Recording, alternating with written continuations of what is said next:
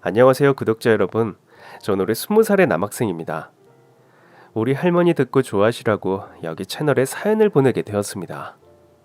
전 서울대학교 경제학과 1학년에 재학 중에 있고요. 절 키워주신 할머니는 다른 거 일체 절 혼내시는 법 없는데 남의 일에 끼어들면 아주 난리가 납니다.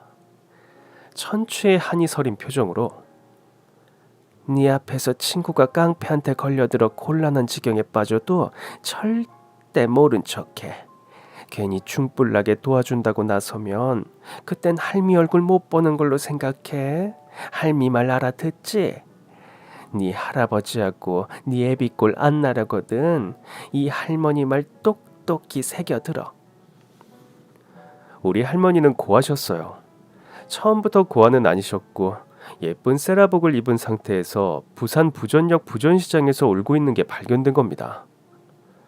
할머니가 메고 있던 예쁜 어린이용 노란 가방 안엔 샌베이 과자가 들어있었고 손바닥만한 가족 사진이 들어가 있었대요. 그 가족 사진은 저도 어릴 때부터 늘상 할머니와 같이 즐겨보던 사진인데요. 가족 사진으로 보이는 사진 안에 어린 계집의 모습의 할머니 오빠로 보이는 사내아이, 그리고 부모님 이렇게 넷인데 모두 굉장히 고급스러운 차림새입니다.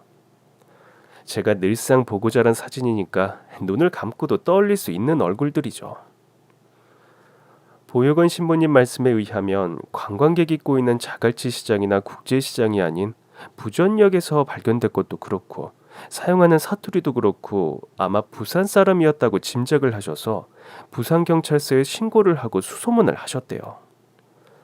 그러나 그 시절은 지금처럼 연락망이 촘촘하지가 않아 실패했고 2개월 부산 보육원에서 살다가 신부님이 서울 교구로 이전할 때 같이 서울로 오셨답니다. 아버지처럼 믿고 따르던 신부님이 할머니 13살 때 돌아가시고 우리 할머니는 지금은 사라지고 없는 영등포의 모 악덕 보육원에서 2년간 학대를 받으시다가 15살 때 도망쳐 나와 갖은 고생을 하기 시작하셨는데요. 우리 할머니 흘러 부천 가기 전에 오류동의 한 공장에서 전자제품 부속품 만드는 일을 하셨다고 합니다. 컨베이어는 쉴 사이 없이 돌아가고 팔을 쉴 사이 없이 움직여야 했을 만큼 노동 강도가 세셨다네요. 그런 노동 강도 속에서 야근을 마치고 돌아오면 방은 늘 연탄불이 꺼져서 냉골이었는데 그 냉골에 한 줄기 빛이 되어주는 것이 바로 집 골목 들어오는 입구 구멍가게였습니다. 할머니의 굴곡진 운명이 시작된 구멍가게였죠. 순영아, 일을 어째? 연탄불 또 꺼졌다. 너 얼른 구멍가게 가서 붙여가지고 와. 언니가 가야 빨리 해줘. 언니를 고등학생으로 보는 것 같단 말이야. 그러니까 언니가 갔다 와. 내가 쌀 씻어서 밥 안 치고 있을 테니까. 할머니와 한방에서 기거하는 순영이라는 공장 동생은 얼굴도 예쁘고 마음씨는 비단결인데 문제는 씀씀이가 너무 헛헛하고 여기저기 퍼주느라 할머니한테 잔소리를 많이 들으셨다고 하네요. 아무튼 그 구멍가게에선 밤늦게 돌아오는 공원들을 위해서 라면과 밥 한 공기 그리고 김치까지 해서 400원 주고 파셨고 구멍가게에 딸린 방엔 그 골목에 사는 공원들의 쉼터나 마찬가지였다고 합니다.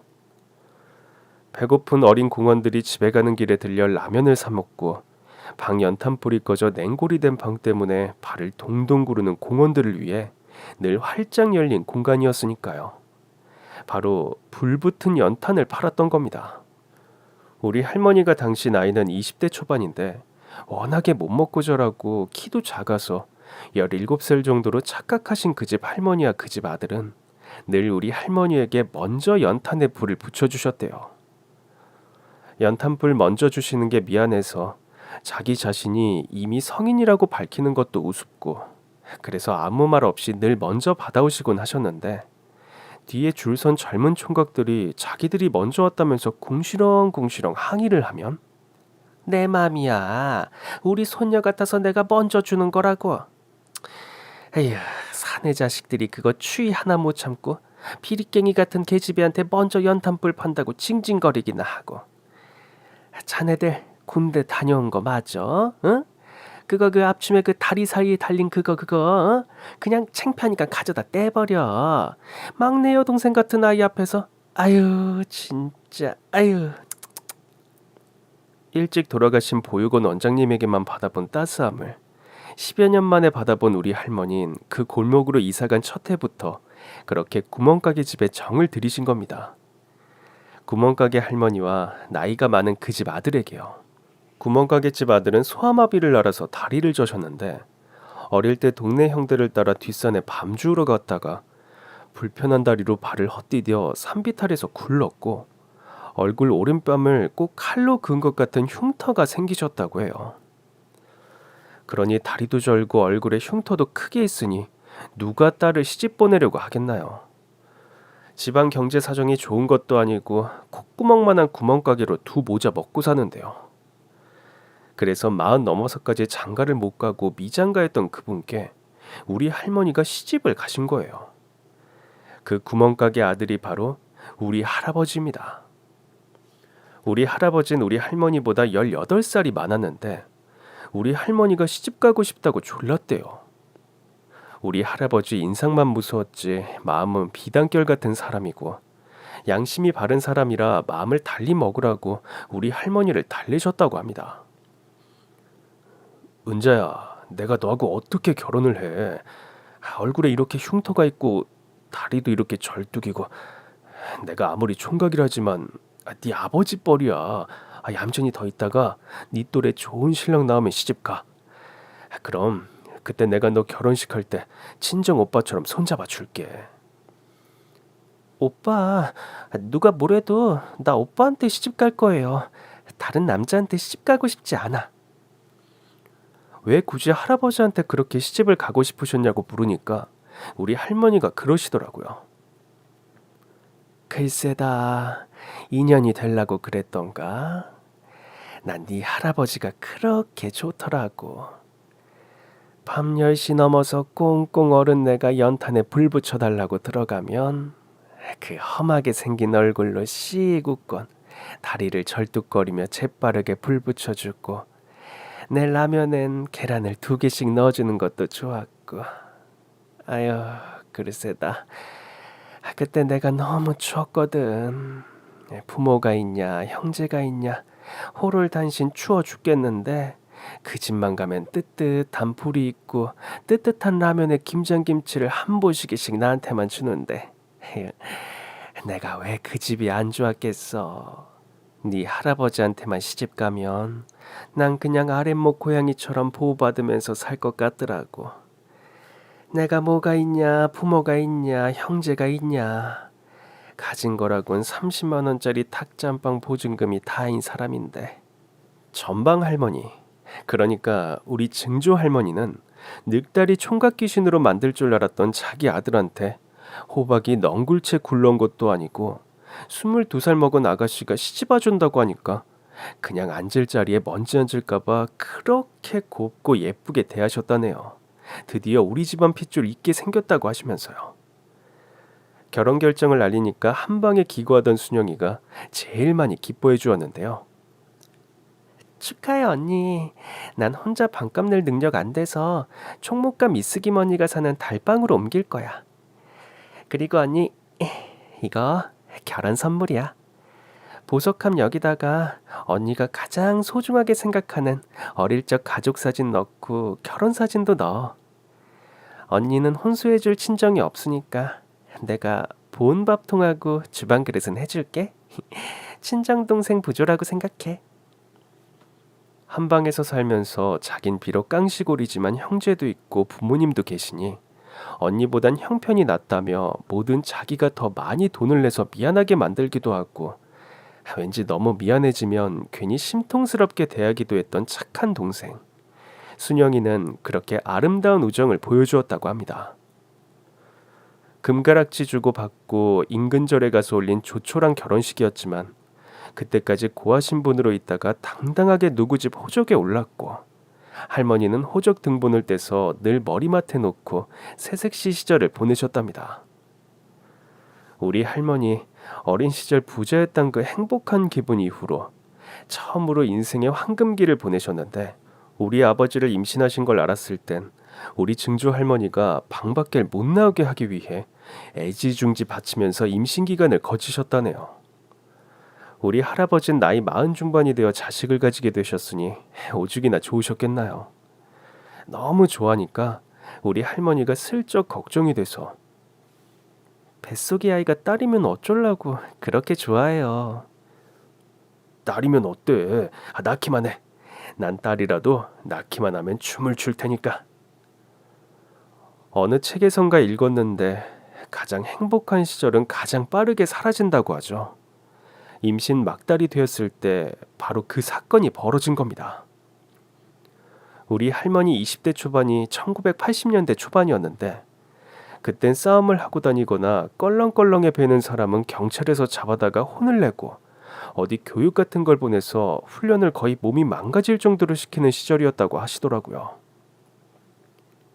기강이 무서웠다고 해야 하나? 암튼 껄렁해 보이는 사람을 경찰에서 아주 싫어한 것만은 틀림없어. 우리 공장에서 같이 일하던 나보다 2살 어린 희도도 덩치가 산만하고 인상이 무서워서 파출소 사람들이 희도가 나쁜 짓 안 하나 괜히 주위에서 지켜보곤 했었으니까. 그런데 그걸 빌미로 웃기지도 않게 깡패 집단들이 더 설쳤지. 지들이 무슨 정의의 사도나 되는 것처럼. 그날도 연탄불을 가지고 조금 옥신각신했는데 야간 고등학교 다니며 낮엔 일을 하는 17살, 16살 자매에게 연탄불을 먼저 빼주다가 싸움이 붙으셨대요. 상대는 떠돌이처럼 사는 왈패였는데 자기들 먼저 연탄불을 달라고 욕을 마구 하길래 남자로 태어나서 참 난자값도 못한다고 우리 할아버지가 한마디를 하셨는데 그걸 모욕이라고 받아들인 그 왈패가 할아버지에게 앙심을 품은 겁니다. 자기들 패거리 중에 누군가에게 이야기를 한 거겠죠. 그래서 그 다음날 새벽 우리 할머니가 연탄불을 갈러 나왔는데 장정들 여럿이 대문을 발로 차서 열어 젖히고 누구냐고 놀라서 서 있는 우리 할머니를 벽 쪽으로 밀어 내동댕이 치고 방 안에서 자고 계시던 우리 할아버지를 질질 끌고 마루로 나오셨대요. 우리 증조 할머니랑 우리 할머니는 울고불고 매달리면서 아이고 이보시오. 누구신지 말이나 해주고 가시오. 왜 우리 아들을 끌고 가는지. 우리 아들 내가 손에 창을 찌질이다. 벌레 한 마리도 제대로 못 죽이는 애요. 그리고 여기 우리 아기 새아기 배 보이죠? 우리 새아기가 얼마 안 있으면 출산해요. 근데 아버지를 끌고 가면 어쩌라고 그러시오. 당신들 보아하니 저기 시장판에서 돌아다니는 거 봤는데 당신들 누구야? 울며 불며 매달려도 소용없었고 무지막지하게 할아버지 머리채를 한 손에 잡아채서 그냥 그 자리에서 질질 끌고 마루에서 마당으로 내려서더랍니다. 우리 할머니 정신이 반나마 나간 와중에도 우리 할아버지 다리 한 짝을 잡고 못 끌려가게 늘어지고요. 여보 안 돼요. 아저씨들 거기가 어딘지 모르지만 데려가려면 저하고 뱃속의 아기도 함께 데려가요. 부부는 한 몸이니까 우린 같이 갈 거예요. 그리고 옷만이라도 이 추운데 이 추운 날씨에. 난닝구와 팬티만 입은 우리 할아버지 모습을 잠깐 내려보던 대장 같아 보이는 사람이 쫄딱으로 보이는 남자에게 눈짓을 보내자 아무리 그래도 우리 할아버지가 입어야 할 옷을 챙겨가야겠는지 그 장정 중에 한 명이 다시 방으로 뛰어들어갔고 그 틈새로 우리 할머니가 대장으로 보이는 사람에게 달라붙어서 애원을 한 겁니다. 그냥 매달린 거죠. 그때 사정하면서 그 대장의 얼굴을 자세히 보게 되었는데 희한하게도 우리 할아버지랑 똑같은 위치에 똑같은 칼자국 흉터가 있더랍니다. 그런데 이 사람이 우리 할머니에게 겁을 주더래요. 정이 좋아하는 당신 남편 데리고 가서 몇 마디 정의롭게 훈계를 하고 보내줄 테니까 조용히 있는 게 좋을 거라고요. 안 그러면 당신도 가만히 안 둘 거라고요. 그 소리를 들으신 우리 할아버지 절뚝이는 다리로 하늘로 튕겨져 올라 대장에게 죽기 살기로 박치기를 한 후에 온몸으로 우리 할머니를 감싸 안았고요. 그렇게 우리 할머니를 보호하려고 애쓰는 할아버지였습니다. 자정이 넘은 시간 머리채를 질질 끌고 가는 고요한 골목길에서 난리법석, 그런 난리법석이 없게 소란이 날 때 이웃들은 경찰들이 또 흉악범을 잡아가는 줄 알고 벌벌 떨면서 각자 집에서 꼼짝도 못하고 내다보지도 않았답니다. 그렇게 할아버지를 뒷산으로 끌고 가더래요. 동네 시끄러우니까 멀리서 좀 몇 대 때리고 겁을 주려고 거기로 끌고 가겠죠. 그런데 참 일이 그렇게 되려고 그랬던지 끌려가시는 길에 그 소나기에서 도망쳐 나와 반대로 뛰시던 할아버지가 반대 국도에서 달려오던 음주운전 차량에 치이신 겁니다. 사회기강이 무서운 때였지만 그 얼굴에 칼자국이 난 폭력자는 폭력에 관한 처벌만 받았다고 합니다. 사실 변호사를 잘 쓰면 되었겠죠. 법적으로 보면 음주운전 차량이 큰 범법을 한 거지. 이쪽은 서로 간에 싸움을 하다가 한쪽에서 도망을 치고 그 길에 사고를 당한 걸로 이야기가 정리될 수 있는 거니까요. 할아버지가 돌아가시고 증조 할머니는 시금을 전폐하시더니 그해 연말에 기어이 세상을 떠나셨다고 합니다. 우리 할머니는 반은 실성하다시피 하시면서 할아버지 원망에 그 폭력자 원망을 되풀이하시면서 아휴 인간아, 나는 애 새끼랑 어떻게 살라고? 우리 살기도 바빠 죽겠는데 못하려고 남존이란다고 연탄불 바꿔주다가 이 일을 만드냐고. 이 씹어먹어도 시원찮을 놈. 내가 니놈 면상 잘 알고 있지. 니놈이 우리 남편이랑 똑같은 상처를 얼굴에 가졌으니까 정확하게 기억하고 있으니까 내가 지금은 힘이 없어서 가만히 있지만 죽어서라도 널 꼭 찾아내서 널 씹어먹고 말 테니까 기다리고 있어. 빈소를 지키는 사람들이라곤 서울 청량리역 근처에 있는 해장국집에 취직이 되어서 거기 다니던 순영 할머니와 동네 골목에 사는 가난한 공원들 몇이었는데 증조 할머니 발인날 우리 할머니는 병원도 못 가고 동네에서 가장 나이 많은 할머니 둘이 산파를 해주셔서 집에서 우리 아버지를 낳으셨다고 합니다. 순영의 할머니는 지금 우리와 아주 가깝게 지낼 수밖에 없는 관계가 되어 있는데요. 아주 가끔 저에게 할머니 초년 고생하던 시절을 이야기해 주실 때 가장 애달파하시는 부분이 바로 그 대목이었습니다. 그 정경이야 차마 눈 뜨고 못 볼 지경이었지. 아휴, 내가 그날만 생각하면 애처로워서 남편 차에 치워주고 홀시어머니 이제 발인해야 하는데 양수가 터져가지고 소리도 못 내지르고 울면서 아이를 낳는데 아유 참거 애참해서 아이를 물고 울면서 낳더라고. 그래도 네 애비가 태어날 때부터 효자라 그런가 힘들게 안 하고 빨리 낳아주었지. 그런데 아들이면 뭐 할 거야. 아들 낳았다고 좋아해줄 시어머니는 땅에 묻으려고 실려나갔고 아들 낳았다고 춤출 남편은 사고를 당해 떠났는데 아휴. 낳기만 하면 내는 춤을 출란다고 임신한 걸 알았을 때부터 싱글싱글해서 뺨 위로 칼자국같이 길게 상처가 난 얼굴을 찢어지게 웃으시던 할아버진 꿈결처럼 온데간데 없이 그때부터 우리 할머니 혼자 아버지를 기르셨습니다. 동네 입구 구멍가게를 하면서 모자가 살았으니까 그야말로 겨우겨우 먹고 살기만 했다고 하네요. 그러다가 1990년대 중반부터 동네 곳곳에 슈퍼를 넘어선 배달차를 두고 배달까지 해주는 큰 마트들이 생기기 시작했고 또 거점 곳곳엔 대형 쇼핑몰 겸 마트들이 생겼으니 8평 전방인 우리 할머니 구멍가게가 될 리가 없었습니다.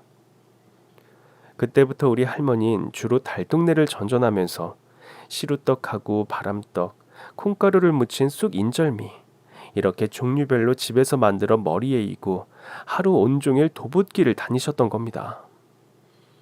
우리 아버지는 당시 초등학교 6학년이었는데 어릴 때부터 집안 살림은 아버지가 다 하셨대요. 할머니 조금이라도 편하시라고요. 평지를 떡을 이고 다니면서 팔고 다니는 것도 힘든데 달동네를 60도로 꺾어진 언덕길만 다니면서 떡을 파셨으니 할머니의 하루가 어떻게 흘러갔는지 안 봐도 뻔합니다. 인심 좋은 단골집에선 덜어 밥도 얻어먹어가며 비가 억수로 퍼붓거나 눈이 억수로 퍼부을 땐 덜어 쉬었다가 가란 집도 있어서 그 고난의 시절을 잘 피해 오실 수 있었다며 할머니는 지금도 회상하십니다. 없는 사람들 인심이 가장 깨끗하지. 그저 있는 밥상에 수저 하나만 더 얹으면 된다는 생각을 하니까 자고로 못난 자식이 효도하는 법이고 없는 사람들이 베풀고 사는 법이야. 하루 벌어 하루 먹고 사시던 우리 할머니와 아버지의 고된 나날에 약간 희망이랄까 조금은 더 나은 단계로 올라설 계기는 엉뚱한 데서 생겼습니다. 바로 순영이 할머니요. 순영이 할머니는 국밥집 사장 할머니가 소개해준 돈 많은 호래비에게 시집 갔다가 아이를 못 낳는다고 쫓겨나왔는데 위자료를 많이 받았던 모양이에요. 그래서 그 위자료 받아서 고향에 내려가서 부모 형제들 옆에 내려갔으니 잘 살 줄 알고 우리 할머니는 순영이 할머니를 싹 잊고 살았는데요. 그날도 우리 할머니 고된 도부 장사를 마치고 밤 8시가 되어서야 줄임배를 안고 귀가를 하셨답니다. 그런데 그날따라 왜 그렇게 허기가 도시는지 방금 지나쳐온 거리 족발집에서 흘러나오던 족발 삶아지는 냄새에 회가 동해서 족발을 사러 들어가 1인분도 못 사고 반인분을 산 손엔 2,000원어치 족발이 들려 있었고요. 그리고 집에 들어왔는데 이젠 30 중반을 넘은 순영이 할머니가 턱하니 버티고 방 앉아 계시면서 맞아주시더래요.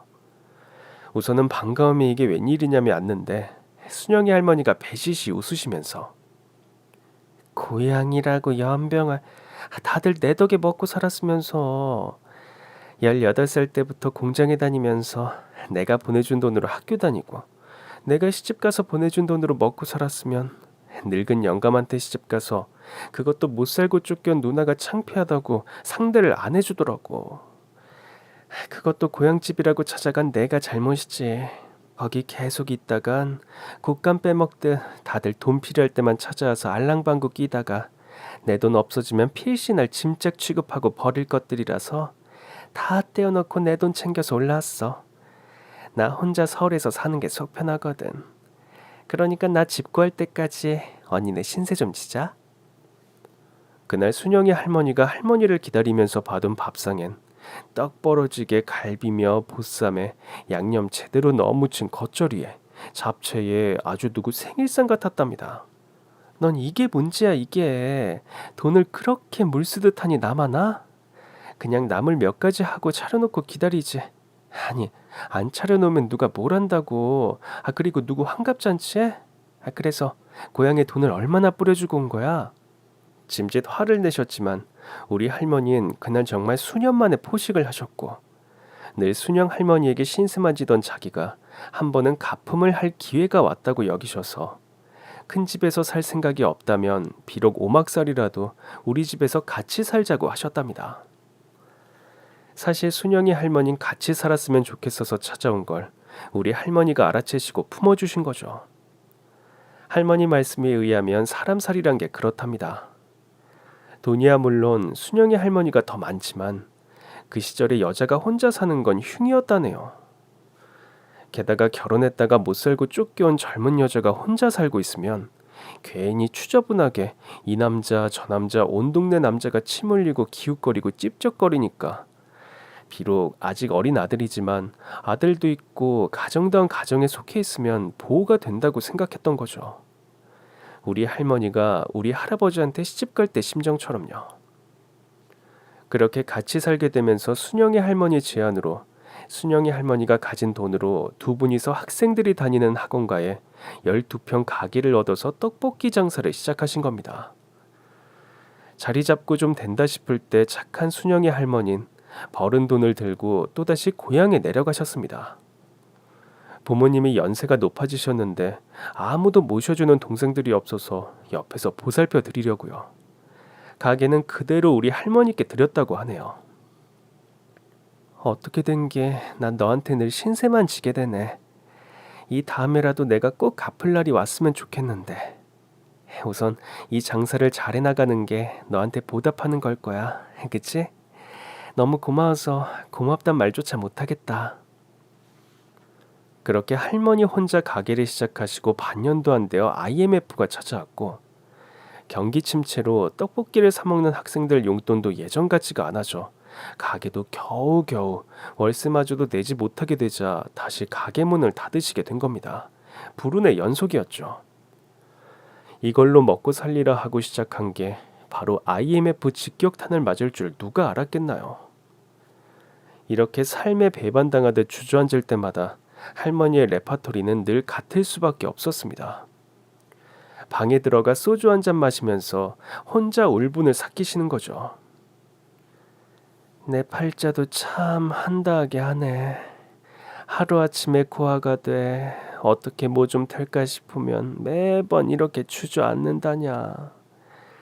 결혼해서 행복하게 살아볼 만하니까 그 씹어먹어도 시원찮을 놈이 망쳐나. 고생하다가 이제 좀 내 장사 좀 해볼라 치니까 IMF가 터져. 아휴. 그렇게 하루 정도 울적하게 혼술하시고 나선 다음날 아침이면 툭툭 털고 일어나 다시 삶을 살아내신 우리 할머니. 할머니는 그때부터 기사식당 설거지를 나가셨고, 그렇게 어렵게 키우신 우리 아버지가 고등학교를 마치고 선택한 직업은 이삿짐 센터였습니다.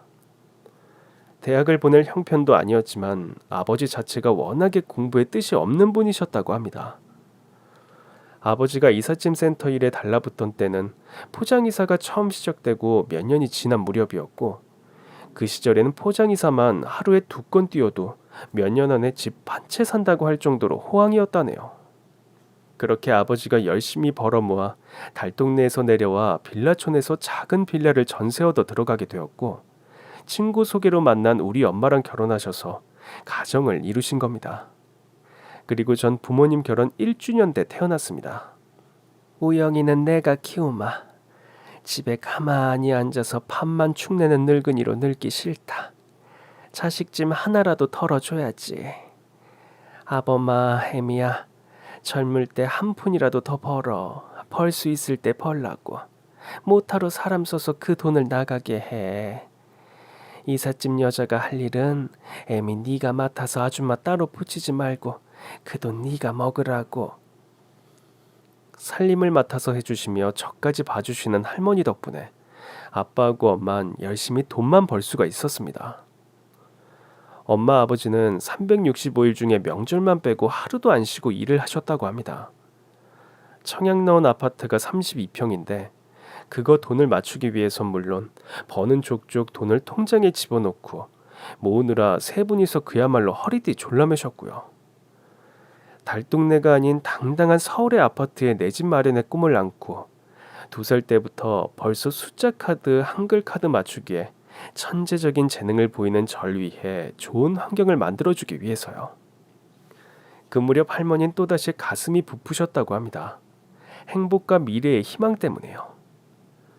그런데 우리 할머니의 희망은 또다시 무참하게 철저하게 땅과 하늘이 맞붙어 갈아 마셔도 시원찮을 저주로 내려앉아 부셔졌습니다. 우리나라 고속도로 중 적재 불량 사고, 낙하물 사고가 가장 많은 곳이 경부선이라는데 우리 부모님 바로 그 경부선을 타고 늦은 저녁 돌아오시다가 사고가 나신 겁니다. 차라리 본인들 실수로 이삿짐 차가 사고가 났으면 우리 할머니가 그렇게 눈이 한쪽에 안 보이게 우시고 애통해하시진 않는데 멀리 500m 전방에 달리던 화물트럭 뒤에 짐박스에서 불이 난 걸 우리 부모님이 보신 거예요. 그걸 그냥 지나치고 갔으면 오죽이나 좋을까요? 1차선으로 먼저 추월해서 깜빡이로 급하게 알려주셨다고 합니다. 그래도 모르고 계속 달렸던 화물트럭 운전자는 앞에 가던 차가 갑자기 멈추어서 운전석과 보조석 문이 동시에 열리며 남녀 모두 소화기를 들고 뛰어오길래 그때서야 본인 차가 문제인 걸 알고 갓길에 차를 세우셨고, 그렇게 세 분이서 상자에 붙은 불 진화 작업을 하신 거예요. 소방차는 아직 안 오고요. 화물트럭 운전자는 소화기를 뿌리면서도 연신 너무너무 감사하다고 고개를 숙이고, 그렇게 무사히 불을 잡고 그걸로 끝냈으면 오죽이나 좋을까요? 옆 3차선에서 달리던 또 다른 화물트럭이 마구 달려오다가 이 사고차를 보고 잠시 한눈판 사이에 그 화물트럭 뒤에 실린 50kg의 코일들이 우르르르 떨어져 내리고 엄청난 속도로 굴러서 찻길 쪽에 서서 소화기 작업을 하던 우리 부모님을 동시에 치고, 우리 부모님은 쓰러져 몸이 튕겨져 나가 엄청난 속도로 달리는 고속도로에 대자로 뻗으셔서 그 다음 차에 밟히신 겁니다. 아주 처참하게요. 우리 할머니는 차라리 완전히 미쳤으면 속이라도 편할 텐데 하나 남은 핏줄 3살배기 저 때문인지 미치지도 않고 그냥 그 자리에서 팔짝팔짝 자다가도 일어나 팔짝팔짝 뛰시면서 울기를 한 달이 넘게 하셨다네요. 나보고 그만 살고 죽으라는 거지. 이럴 순 없어. 이럴 수. 내가 필시 무슨 저주를 타고난 사주인가? 이럴 순 없다고. 아니 뭔 좋은 일 났다고 그걸 끼어들길. 쥐먹기 살기도 바쁜데. 그냥 지나치면 될걸. 소방서에 신고나 해주고 말지. 애비 그런 걸 쏙 빼닮아서 날 이렇게 환장하게 만들어. 아유, 이건 자식이 아니라 웬수지. 자식이 아니지. 지엠이 가슴 온몸에 아주 대못을 쾅쾅 박아버리네. 이 오리동에 씹어먹어도 시원찮을 놈. 니놈이 나랑 무슨 왼수가 졌다고. 내가 이렇게 된 건 다 너 때문이야. 순영의 할머니가 또다시 찾아와 쓰러져 우시기만 하는 우리 할머니를 거두어 주셨고 저 또한 같이 거두어 주셨습니다. 순영의 할머니는 그때 고향의 부모님 모두 끝까지 모시다가 자기 손으로 모셔드리고 서울에 홀가분하게 올라와 살 때였거든요. 언니, 지금 그 정신으로 온전히 살기 힘들어. 그러니까 날 의지해서 살아. 나랑 같이 살자고. 나랑 다시 뭔 장사를 해도 하면 되니까 산 사람은 또 살아야지, 안 그래? 여기 손자 우영이 봐서라도 살아야지. 언니, 지금 가만히 있어도 코피가 나니 지금 언니 심리 상태가 어떤지 뻔하다고. 코피하고 그게 뭔 상관이야. 며칠 전부터 괜히 한 번씩 나는 걸 가지고 별소리를 다 하네. 암튼 재수없는 나랑 살면 너까지 불행해져. IMF 때도 어땠어. 우리 이쯤에서 여기서 남남으로 각자 살자. 죽지 않고 살아있으면 언젠간 만나겠지. 그땐 내가 널 도와주고 거두어줄 수 있었으면 좋겠다, 진짜로. 맨날 말로만 이러는데 정말 그럴 수 있었으면 좋겠어. 이제 다시 같이 살잔 순영이 할머니의 간곡한 부탁을 뿌리치고 우리 할머니는 절 품고 부산으로 터를 옮기셨습니다. 우리 할머니의 인생이 처음 시작된 장소, 잃어버린 과거의 시작점이요. 할머니와 전 다 허물어져가는 빌라랄 수도 없는 12평 원룸 지하층에서 살았습니다. 제 어린 날을 돌아보라면 소름 끼치게 싫은 게 장마철이었습니다. 비만 오면 온몸이 다 물먹은 솜처럼 축축하게 젖었고 빨아서 제대로 마르지도 않은 축축한 옷을 입고 등교를 해야 했으니까요. 할머니가 다리미로 열심히 다림질을 하시고 드라이기, 선풍기로 말려도 축축했습니다. 그냥 하다못해 상위에 올라와 있는 오뎅볶음, 계란말이까지 축축했던 건 단순히 기분 때문이었을까요? 우리 할머니가 보육원 신부님께 발견된 게 부전시장이라고 하셨는데 우리 할머니는 바로 그 부전시장을 다니며 상점에서 나오는 펫박스를 줍는 걸 시작으로 그곳에 다시 뿌리를 내리기 시작하셨습니다. 나이가 들고 사방 둘러보아도 핏줄이라고는 없는데 행여나 할머니 잘못되시면 하나 남은 저를 어떻게 해야 하나 그 걱정이 되셔서 신락 같은 희망. 그냥 이곳에 있으면 왠지 서울보단 혹시나 어릴 때 잃어버린 핏줄을 찾을 희망이 더 생길 것 같아서 내려오신 거래요. 할머니는 종종 어린절 붙잡고 다잡곤 하셨습니다. 우영아, 넌 공부만 하면 돼. 할머니가 무슨 짓을 해서든 너 중학교 공부, 고등학교 공부, 대학교 공부까지 다 시켜줄 테니까. 네가 얼른 자라서 할머니 살아있을 때 이 사진 속 할머니 부자 가족들을 찾아주면 좋겠다. 그러려면 훌륭하고 힘 있는 사람이 돼야 하는데 에휴, 그래야 너에게도 가족이 생긴다고. 할미야 뭘 어떻게 해보고 싶어도 찾을 방법을 알아야 말이지. 다시 한번 말하지만 넌 공부만 하면 돼. 행여나 네 할아버지나 아버지같이 남의 일에 나서지 말라고.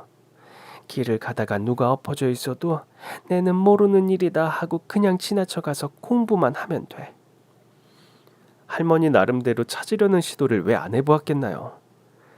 부산에 오자마자 사진을 들고 지역 경찰서에 가봐도 아무 정보도 없이 50년도 훨씬 전의 일을 사진관 이름도 안 적히고 사진 한 장만으로 사람을 찾을 수가 없을 거라고 하고 방송 TV 같은 프로에 사연을 보내봐도 우선 차림새가 너무 훌륭하니까 그게 시청자들에게 반응이 좋게 안 나올 거라 가난해 보이는 사람들의 이야기가 더 사람들 심금을 울린다고 사연 소개에서 탈락되길 내리 2번 하니까 그것도 포기가 되시더랍니다.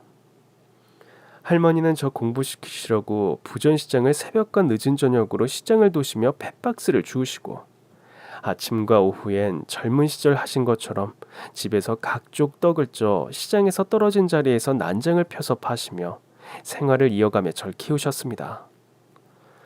나이 7순이 다 된 분이 얼마나 고되었으면 늘 코피를 달고 사셨고 늘 입안에 염증이 돋곤 하셨습니다.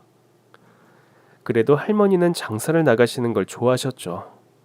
전 축축하게 젓는 게 미치게 싫어서 비를 싫어했지만 할머니는 돈을 못 번다고 비를 싫어하셨으니까요. 떡이 금방 쉬는 여름철이나 손가락이 얼어붙게 추운 겨울에는 기사식당 설거지를 하시고 집에 돌아와선 인형 눈알 붙이기를 하시며 한시 반시도 안 쉬었던 건 떡을 죽자고 팔아봐야 펫박스를 죽자고 주워봐야 직장 다니는 아줌마들의 월급의 3분의 1도 안 되었기 때문이었습니다. 할머니가 길을 가다가도 누가 엎어져 있어도 절대 아는 척하지 말고 공부만 하라는 가르침대로 전 학교에서 친구들하고 흔한 게임 한 번 안 하고 미친 사람같이 공부만 했습니다. 초등학생이 무슨 공부할 게 있는가가 아니었어요. 1학년 들어가면서부터 3학년 교과서로 집에서 혼자 공부했고 영어도 학교 원어민 선생님이 주신 노트북으로 유튜브 들어가서 혼자 공부했습니다. 돌아가신 우리 부모님이 제게 비록 부모 없이 자라는 운명을 물려주셨고 찢어지게 가난한 소년기를 보내게 하셨지만 제겐 절 위에서 주무시는 시간 외에는 코에서 나는 피를 막아가며 1,000원 한 장이라도 더 벌려고 몸부림치시는 할머니가 남겨주셨고 감사하게도 뛰어난 두뇌를 남겨주셨습니다. 전 초등학교 5학년 때 이미 혼자 독학으로 원어민 수준으로 영어가 가능했고 중학교부턴 시에서 주는 특별 장학금을 받고 살았습니다. 할머니의 벌이에 어느 정도 도움이 되었기 때문에 전 더욱 미친 듯이 공부에 매달렸는데요. 그건 다름 아닌 이거구나 싶었으니까요. 이렇게 공부만 미친 듯 하면 할머니를 도와드릴 수 있다는 걸 안 거죠. 저의 성적은 우리 학교 내에서 따라올 친구 없었고 각 단체에서 주는 장학금으로 생활비에도 보탤 수 있었습니다. 우린 가난했을지언정 최소 남에게 손 벌리며 살진 않았던 겁니다.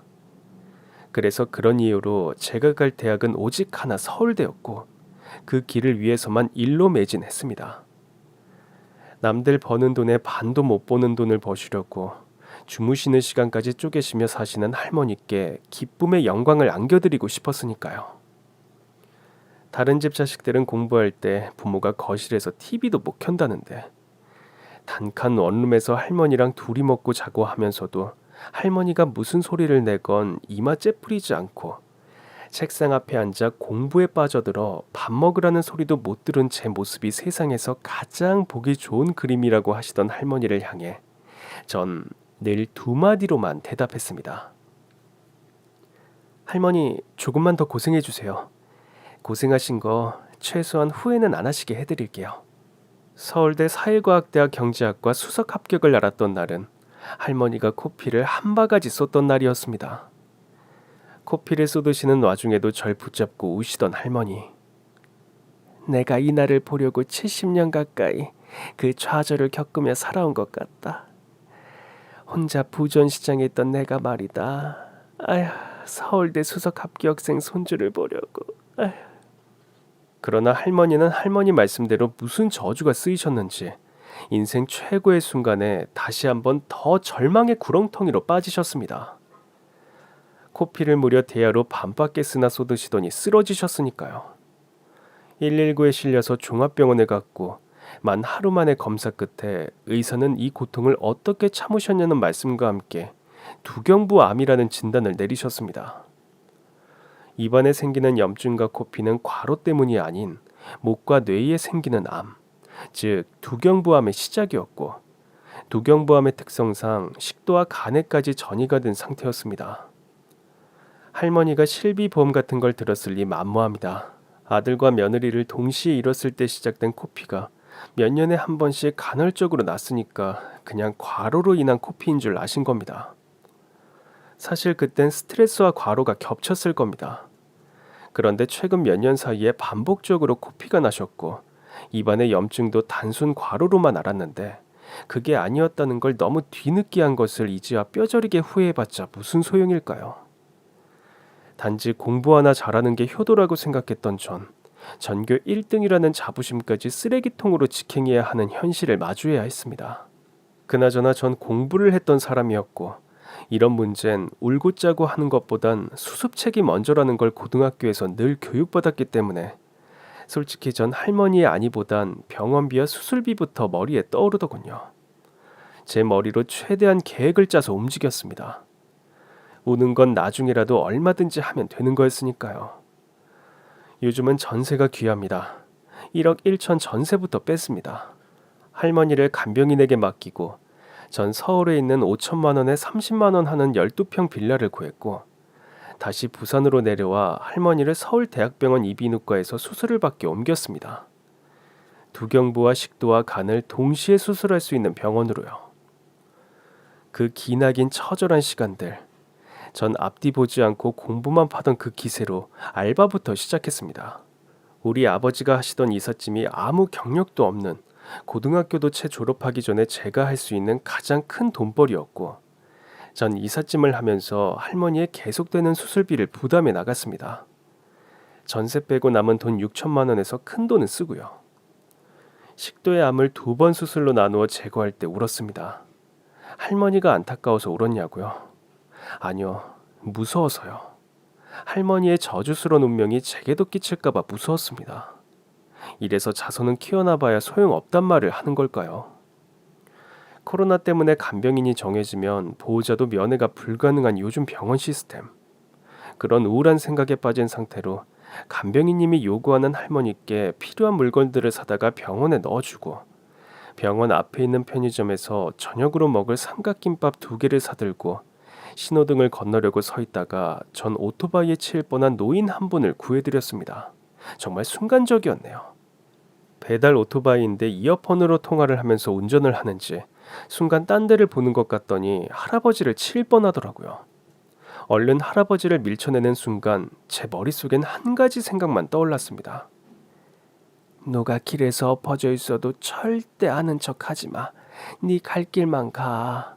네 할아버지랑 아버지짱 안 나고 싶으면. 순간 전 아차 싶더군요. 이렇게 제 인생도 나락으로 가는구나 싶어서요. 그런데 하늘의 도우심인지 제가 튕겨져 나간 길은 마침 보도블록 공사로 쌓아놓은 석회가루 위였고 무릎에 타박상만 입게 되었습니다. 자신을 위해 대신 쓰러져준 절 향해 땅에다가 고개를 박듯이 연거푸 인사를 하시는 할아버지는 다시 보니 굉장히 고급스러운 옷차림이더군요. 아유, 생명의 은인님, 젊은인 내 생명의 은인이십니다. 그렇게 절 향해 연거푸 천배만배 절을 올릴 것 같은 그 할아버지 앞으로 벤츠가 와서 섰고 할아버지의 기사인 듯한 사람이 태우는 대로 부축을 받으며 전 병원 응급실로 옮겨졌네요. 제 느낌대로 가벼운 타박상만 있었는데 이 할아버지가 굳이 절 고급 식당으로 데려가더군요. 살해를 하고 싶은데 경황이 없어 머릿속에서 아무 생각도 안 나니 식사라도 우선 대접해야겠다고요. 거기서 이런저런 대화를 주고받다가 제가 서울대 경제학과 수석 입학생이고 알바로 이삿짐 센터를 다닌다고 하니까 마주 앉아있던 할아버지 활짝 웃으시더군요. 아이고 그래요. 잘 됐네. 우리 집 이번 주 주말에 이사해요. 안 그래도 보장이사 알아보려고 했는데 우리 집 이사 좀 해줘요.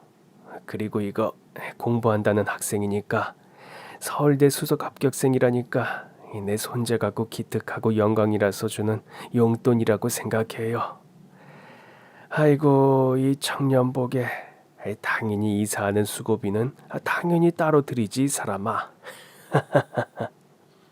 청담동 펜트하우스 이삿짐은 계약금만 해도 다른데 40평대 아파트 전체 이사 비용을 주셨고 경기도 남양주의 화려한 전원주택으로 옮기던 날 아침에 제가 알바로 뛰는 센터 사장님의 한박 벌어지는 웃음으로 시작한 그날 아침은 유난히 기분이 좋았습니다. 5천만 원에 30만 원 하는 초라한 제가 새 얻어 사는 집 지붕에서 까치 2마리가 와서 소리를 질렀으니까요. 펜트하우스로 들어가자마자 제 눈에 띄는 건 한 벽면을 다 차지하고 있는 2장의 가족 사진이었습니다. 그런데 한 장은 우리 할머니 지갑 안쪽에 있는 그 가족 사진과 똑같은 사진이고, 다른 한 장은 할아버지와 자손들이 찍은 사진이었습니다. 네, 그 할아버지는 우리 할머니의 잃어버린 단 하나 오빠였던 겁니다. 전 엄청난 확신과 설레임을 가지고 떨리는 목소리로 물었습니다. 할아버지, 혹시 어릴 때 잃어버린 여동생 있으세요? 제 눈이 벽에 붙은 사진에서 안 떨어지는 걸 보신 할아버지도 사색이 되시더니 물으시더군요. 자네 누구야? 누군데 나한테 잃어버린 여동생이 있는 걸 알고 있는 거지? 할아버지, 이 핸드폰 좀 보세요. 지금 병원에 계시다는 저희 할머니 쓰러지기 전 저하고 셀카 찍은 사진인데 알아보시겠어요? 폰을 보여드렸더니 할아버지가 대성통곡을 하시더군요. 20년 전에 돌아가신 우리 엄마랑 판박이야. 똑같아. 아휴, 엄마가 살아 돌아오신 줄 알았네. 할머니 집안은 사업을 하시는 집안으로 부산에서 사시다가 서울로 옮기신 지 2년 되었을 때 식구 다 같이 부산에 다시 놀러 갔다가 원체 토박이로 살 때부터 다니던 부전시장에서 우리 할머니를 잃으셨는데, 주소지가 서울로 되어 있으니 계속 서로 간에 엇갈리셨는지 어쨌는지 그건 모릅니다. 아무튼 할머니 부모님 쪽에서도 엄청나게 찾으려고 노력하셨고, 보육원에 맡겨진 지 2개월 만에 할머니도 신부님 따라 서울로 올라오셨으니 영영 서로 간에 초점이 갈리게 되었던 것 같습니다. 할아버진 대학병원 이비인후과 과장으로 근무하는 사이와 점심을 먹고 돌아가시는 길에서 절 만나신 거고, 그렇게 우리 가족은 우연하게 만나게 된 거였죠. 우리 할머니는 조카의 남편에게 최고의 예우를 받으며 두강암과 식도 2차 수술과 간 수술을 특실과 중환자실을 오르내리며 받았고, 퇴원은 할아버지가 홀로 사시는 남양주 전원주택으로 했습니다. 우리는 5천만 원에 30만 원 하는 12평 빌라에서 대리석이 깔린 대전원주택으로 들어온 겁니다. 들어올 때 간병인으로 순영이 할머니를 데리고 들어갔습니다. 얼마 남지도 않은 재산, 고향의 동생들 입에 또다시 주책 없이 다 털어넣어주고, 그 예쁜 얼굴이 무색해 식당 설거지하고 계시는 순영이 할머니를요. 다 같이 산 지 4개월 만에 우리 할머니의 적극적인 연결로 순영이 할머니와 우리 외삼촌 할아버지와는 연애를 시작하셨고, 연애하신 지 3개월 만에 두 분은 가족 모두 보는 앞에서 조촐하지만 정식 결혼식을 치루었습니다. 오라버니, 좋으면 대시해요. 뭘 못해. 아내가 몇 번을 이야기했어요. 순영이 걔 내가 20살 때부터 보내야. 얼굴 예쁜 거 못지않게 심성 고운 거 내가 보장해. 나 순영이 은혜 입은 거 말도 못한다고 이야기했죠. 인간 하나는 어디 중전마마 뽑는데 내보내도 안 뒤져. 천사가 따로 없어요. 게다가 오빠 순영이한테 마음 있잖아요. 신부 뭐 학벌 그런 게 뭐가 중요해요. 나 우리 집 사업가 부잣집에서 태어났어도 한평생을 중산층도 못하게 하류층으로 살아온 거 봐봐. 그거 아무것도 아니에요. 뭐? 아유, 연애만 한다고? 그거 사랑하는 여자한테 할 짓 못 되지. 참 이제야 상봉한 오빠에게 할 소리 아니지만, 오빠, 남자가 여자를 사랑하는 건 금전으로 보여줘야 해요. 보장을 해주란 말이에요. 말만 사랑한다고 하지 말고. 순영아, 내가 뭘 했어? 한 번은 너한테 은혜를 갚고 싶다고 했지? 사별한 전처 자식들 있더라도 후처라도 정식 혼인을 해야 나중에라도 재산권이 생겨. 호적에 오른 이상 아무도 널 우습게 못 여긴다고. 사실 아무리 그리웠던 형제간이라도 배우자가 생기면 서로 어색한 법입니다. 제가 학교도 다녀야 하고 할머니가 병원도 가까워야 하고 해서 할머니와 전 할아버지가 구해준 서울 강남의 초호화 아파트로 옮겼습니다. 주로 프리미엄 아울렛 간의 합병이나 프리미엄 아울렛에 투자를 하는 방식으로 사업을 이어가시던 재력이야 남부럽지 않은 할아버진 뒤늦게 만난 금쪽 같은 여동생에게 아낌없이 다 해주었습니다. 간병인 3명의 도움을 받아서인지 아니면 평생 그리워하던 가족을 만난 힘인지 아니면 할아버지가 보양식이라는 보양식은 상어 지느러미부터 안 해오는 게 없이 해오셔서 그런지 우리 할머니는 그 연세에도 3가지 암 수술을 모두 잘 견뎌내시고 계십니다. 이렇게 해피엔딩으로 그대로 끝나면 오죽이나 좋을까요? 그런데 최근에 할머니에게 충격적인 일이 또 일어났습니다. 할아버지는 전원주택 자랑도 할 겸 사업 파트너들을 주로 집으로 초대해 음식을 대접하는 걸 즐기시는 분이었는데 할아버지가 최근에 투자하기로 한 모 지역에 새로 생기는 대규모 프리미엄 아울렛의 건물주를 집으로 초대하셨나 보더라고요. 그날 저녁 숨이 넘어가게 순영이 할머니의 전화가 온 겁니다. 언니, 아니 아가씨, 아니 고모, 언니 형부 끌고 갔던 그 깡패가 형부랑 똑같은 부위에 얼굴 상처가 있다고 했죠. 분명히 키는 땅따라고 작다고 했죠. 언니, 이번에 프리미엄 아울렛 건물주 내가 사진 보내줄게. 우리 집 정원에서 2시간 전에 식사하며 찍은 셀카야. 언니 빨리 확인해봐. 할머니는 그 사진을 보고 입술을 부르르 떠시더니 뒤로 넘어가시려고 하시더군요. 맞았습니다. 그 프리미엄 아울렛 건물주는 우리 할아버지를 뒷산으로 끌고 간 우리 할머니가 씹어먹어도 시원찮을 놈이었습니다. 아무래도 생긴 게 심상치 않고 흉터자국도 그래서 미심쩍어 하는데 식사를 하시면서 오리동에서 청춘 한 대를 보냈다고 하시면서 거기에도 프리미엄 아울렛 들어서면 잘 될 거라는 그런 객적은 사소한 농담을 주고받는 걸 들으신 순영 할머니는 감을 잡고 우리 할머니께 연락을 하신 거죠. 숨 넘어가게 놀라고 흥분한 할머니의 전화를 받고 그 다음날 아침에 달려오신 외삼촌 할아버지는 그 길로 그 아울렛에 투자한 금액을 한꺼번에 모두 거두어들였고 우리 할머니의 철천지 한평생 원수였던 그 깡패 출신 사업가는 하루아침에 파산했습니다. 가장 큰 투자자가 이유 불문하고 돈을 거두어들이는데 긴 설명은 필요 없었습니다. 그 많은 돈으로 뭐 하나요? 최고의 변호사를 기용하면 되는걸요. 그 과정 중에 변호사가 50년도 전에 오리동에 있었던 사건을 이야기했고 어제까지 할머니 보낸 그 깡패 출신 사업가, 그러니까 하루아침에 사업이 철저하게 망해서 정신이 획 돌아버린 깡패의 저주의 언어들이 정신없이 문자 메시지로 도착하더군요. 우리 할머니는 오늘 오후에 변호사의 방문을 받았습니다. 현재 협박미수와 특수협박에 대한 소송과 과거 것을 소환해서 협박미수에 의한 사고 경위에 대한 소송을 걸 준비를 하시나 보더라고요. 이건 형사법이니까 돈으로도 못 막습니다. 물론 가진 돈도 없겠지만요. 할머니는 요즘 암수술한 분 같지가 않으시게 기운이 펄펄 하십니다. 풍족한 돈을 배경으로 깔고 철저하게 싸워 이겨야 할 상대가 생겼고 그래서 그게 오히려 삶의 에너지가 되는 것 같습니다. 그럼 지금까지 제 긴 사연 들어주셔서 정말 감사합니다. 오늘도 행복한 하루 되세요.